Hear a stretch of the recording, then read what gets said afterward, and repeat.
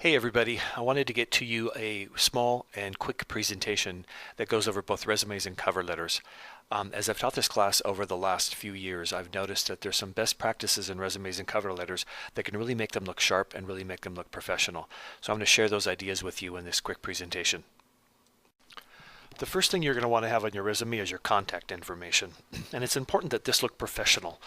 Make it look professional in business letter-like format and highlight your name. You might bold or print out your name with a larger font just so that it sticks out kind of in their mind. Include your emails, your LinkedIn account, etc., but make sure they're professional. Don't do something like, Spots Daddy or something like that as your email address. Make sure that you have a good email address and one that actually will be one that you could potentially use on your in your workplace. And then also make sure the employer has both the ability to reach you by phone and by email. It's really important that they use both, or that you have both phone and email, because some employers are going to contact you by phone and some are going to be email people, and it can actually make a difference. The other thing I'm going to say kind of wholesale about resumes is typically you'll see a resume that is printed very traditionally, professionally, black print on white paper. But over the years of teaching this course, I've seen some students experiment with ideas about use of color, use of formatting, and so feel free to sort of explore some of that. I think that can actually make you stand out a little bit. But typically the contact information is one of the first things they see. So if you place it at the top, or if you place it on the side, or wherever you choose to place it, considering the format that you choose, make sure that it stands out. One of the first things that's nice to see on a resume is either an objective or a summary. And that is kind of a bit of a way to sort of introduce kind of a bit of your personality and bring a little bit more personality into the actual resume. And whether you use an objective or a summary is going to determine how much really job experience that you have. If you don't have a lot of job experience, it might be best for you to use an objective where you indicate what your objective is. What kind of position are you looking for? What job do you hope to seek? What activities do you hope to do? Those kinds of things. So in your objective include what is it that you're seeking and what do you want to bring to the field. And then it's really good if you have any other goals that you want to include in that.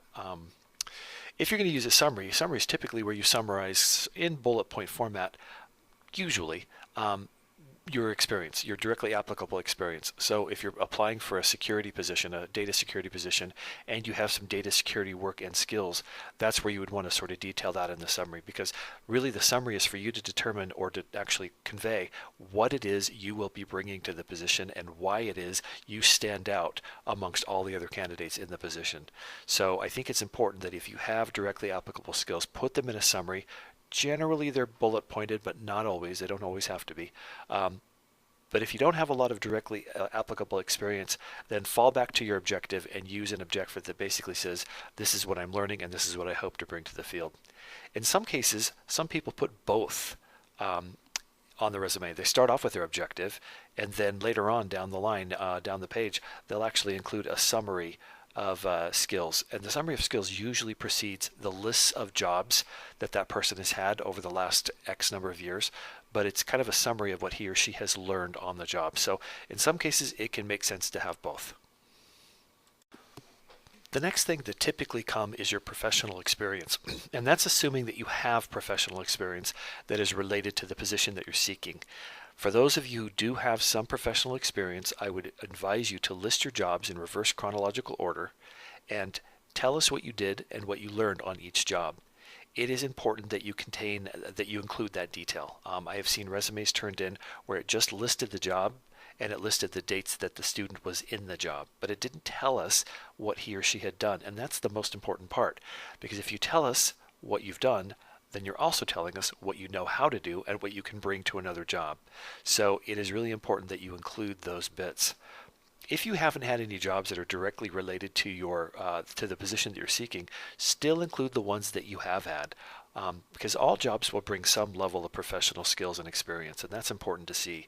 And it also shows that if you've been able to hold down a job, that you have got the skills that it takes to hold down a job. Even if it's a simple restaurant job or something like that, it still shows that you've worked, and that's still important to see.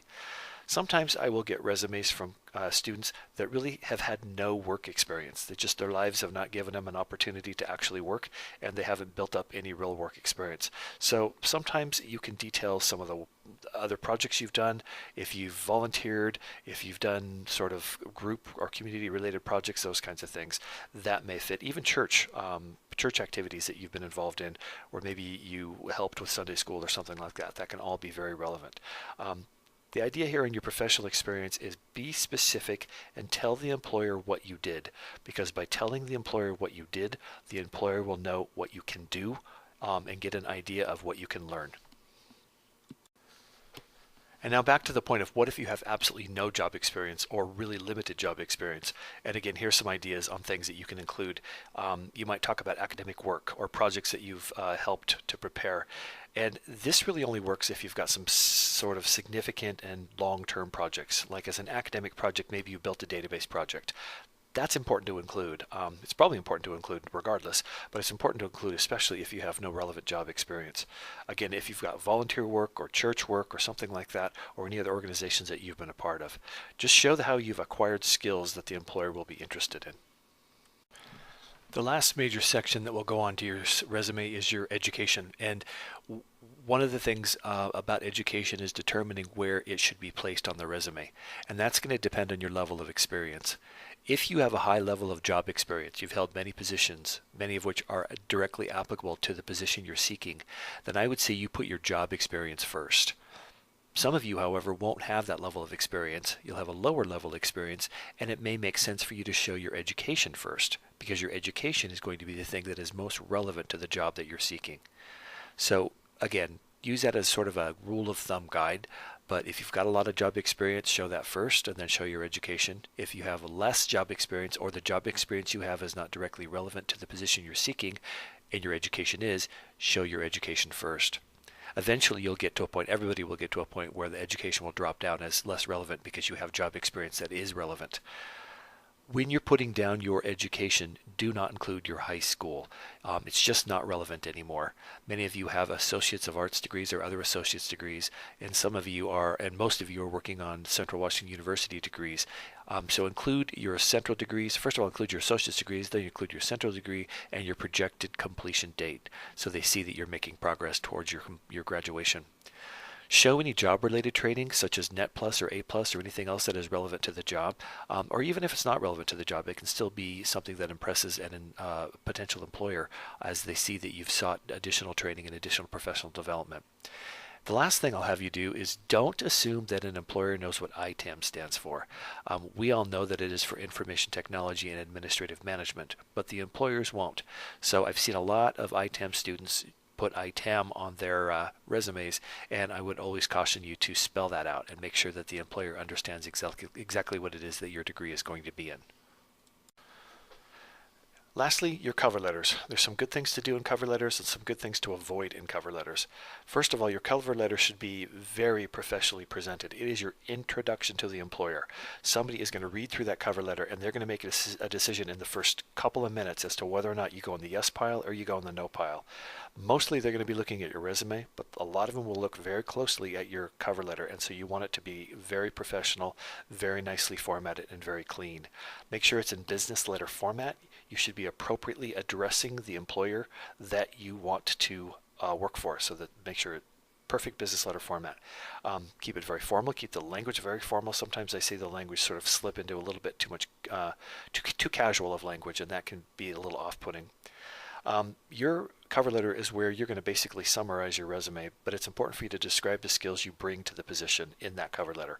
And be very clear, what can you do? And also explain why the employer should choose you over the other internship candidates. And some of these internships or some jobs, when you're looking out in the job market, there's going to be hundreds of candidates. So what makes you different? What makes you better than all the other candidates? And do it in the terms of what you bring to the employer. Here are some don'ts. Don't use informal language. It can be really off-putting. In some cases it's fine, but in many cases it can be off-putting, and formal language is going to be a better way to go in almost every case. Don't use first names. Don't address, somebody, John Smith, by saying, Dear John. They use Mr. Smith or a formal title, and then be careful about how you use any sort of references to anybody's name within the letter itself. I typically will advise you to avoid the use of "to whom it may concern," because what that really conveys is it conveys that I didn't bother to look up anything about the company. I didn't bother to look up who the hiring manager is. I didn't bother to take any time. I just threw something out there, "to whom it may concern," and it seems really stale and really sort of flat. If you can't find anything about the hiring group or the hiring manager, then you can at least address it to "Dear Hiring Manager." But "to whom it may concern" is just, it's not a good way to go. Next, indicate that it has always been your, do not indicate that it has always been your dream to work for the company. In short, the company doesn't care. They don't care about what your dream is, whether your dream is always to work for the company or not. They care about what you're going to be able to bring to the company. And lastly, don't try to impress the employer with your skills at video games. I've seen this happen a lot when somebody's going in to a technology company or even a security company, or happens most often when they're going into a video game developer, and they talk about, how great they are at XYZ game and what level they're at and stuff like that. Honestly, nobody cares. So don't put that stuff in your cover letter. Again, be very formal in your cover letter and be very clear, and take my tips in the previous 6 slides on how best to structure your resume. And lastly, the resumes are due and cover letters are due on Wednesday. If you have any questions about them, go ahead and give me a shout, give me an email, and I'll get back to you as soon as I can.